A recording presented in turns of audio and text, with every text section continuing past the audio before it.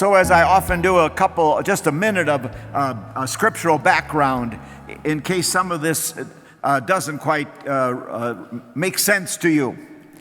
According to tradition, Jesus was crucified around the year 30 or 33. We don't know exactly, of course.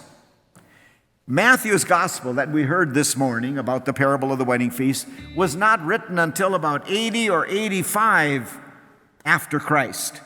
So there was at least a 50-year gap between the life of Jesus and Matthew writing this gospel.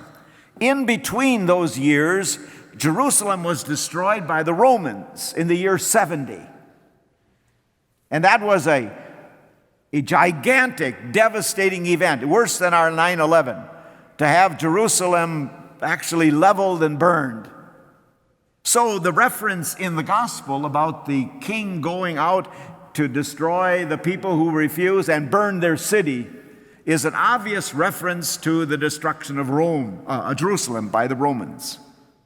Whether or not Jesus predicted it or Matthew reinserted it later, we don't know.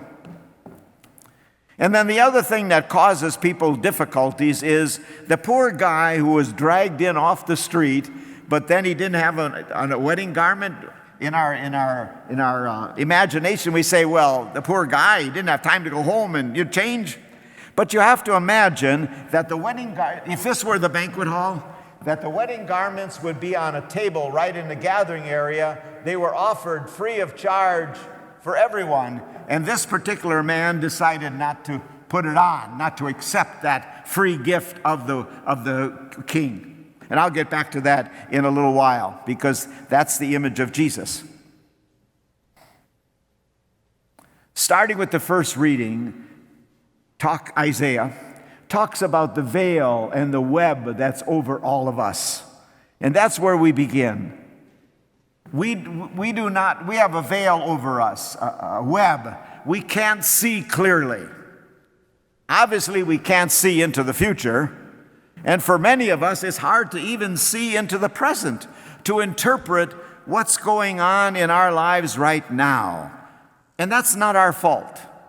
We all are burdened with our human nature.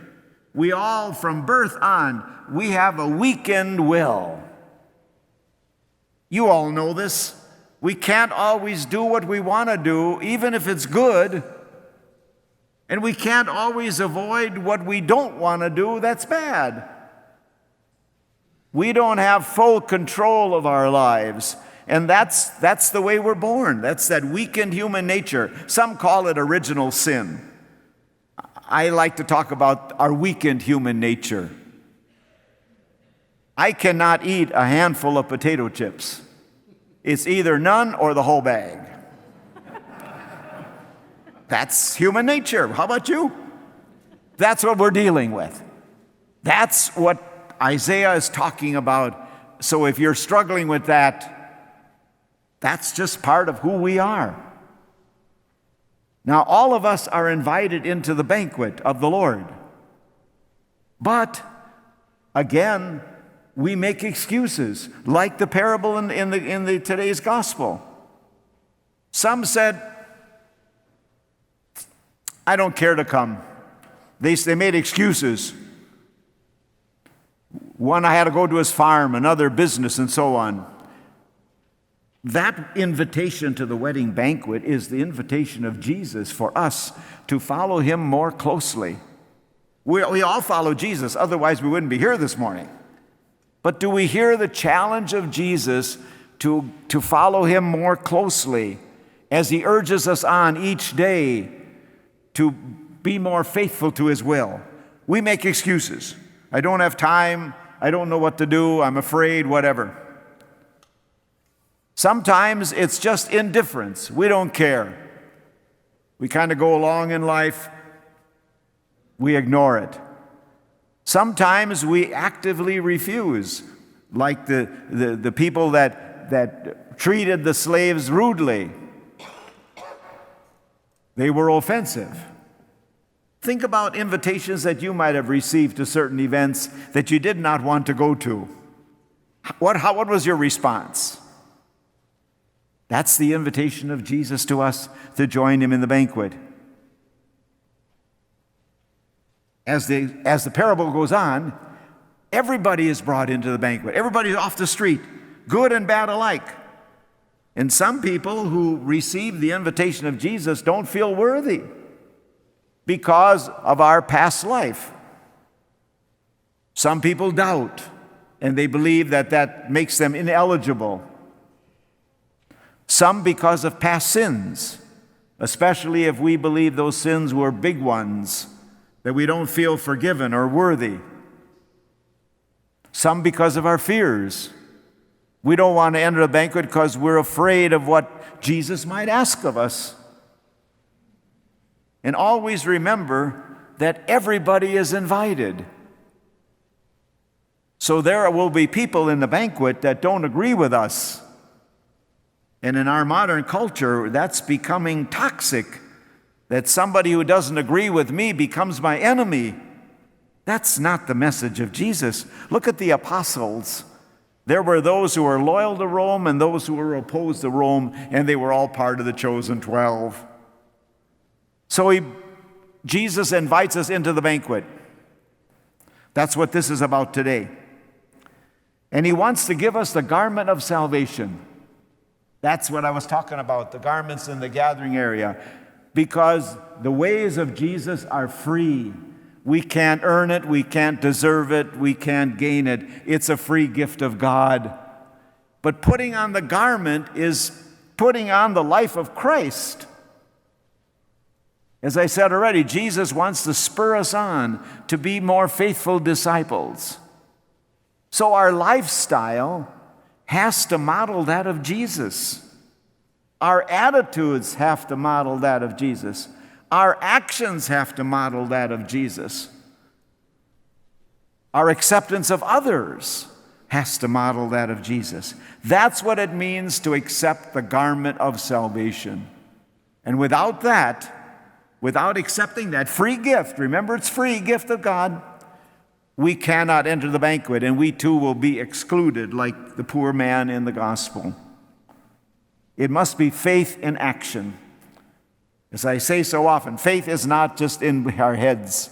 It's not in the Apostles' Creed that we're going to recite in a few minutes. It's the way we live our lives. Some of you remember Billy Graham when he had the Crusades. He had an altar call at the end of his sermon. People would come up to give themselves to Christ. Many of our evangelical Protestant churches do that at every service. We're not going to do that, but if we did, how many of us would come up to recommit ourselves to Christ in a deeper way? That's what communion is for us Catholics. When we receive the body and blood of Christ, we're saying, amen, I'm willing to become what I receive, the very presence of Christ in the world. Now, take a look at that parable. There was a king who gave a banquet for his son, a wedding banquet. Do you know what's missing? There's no bride. Could that be us?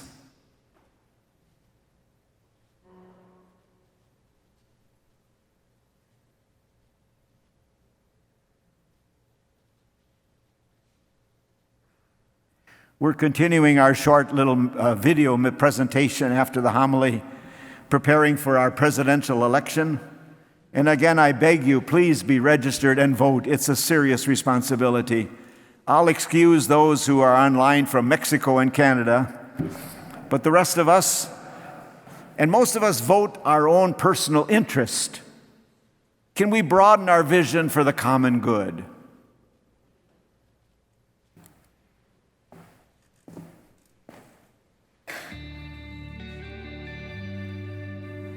As Catholics, we promote the common good so that every person can not only live, but also thrive.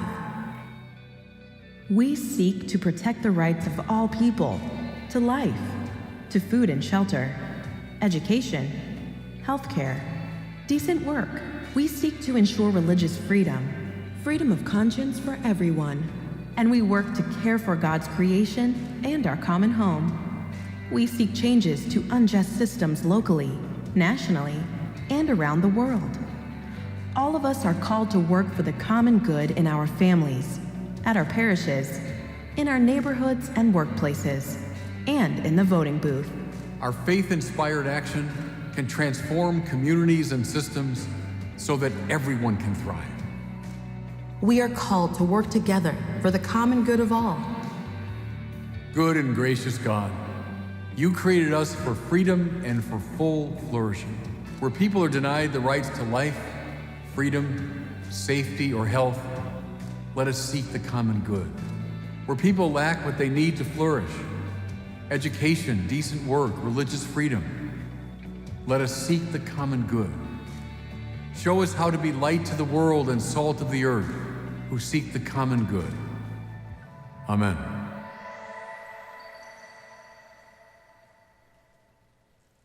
Thank you for watching this week's homily here at St. Elizabeth Ann Seton. We invite you to join us for liturgy any weekend that you might be in the area. You can contact us at mysaintelizabeth.com or on Facebook. Thank you very much.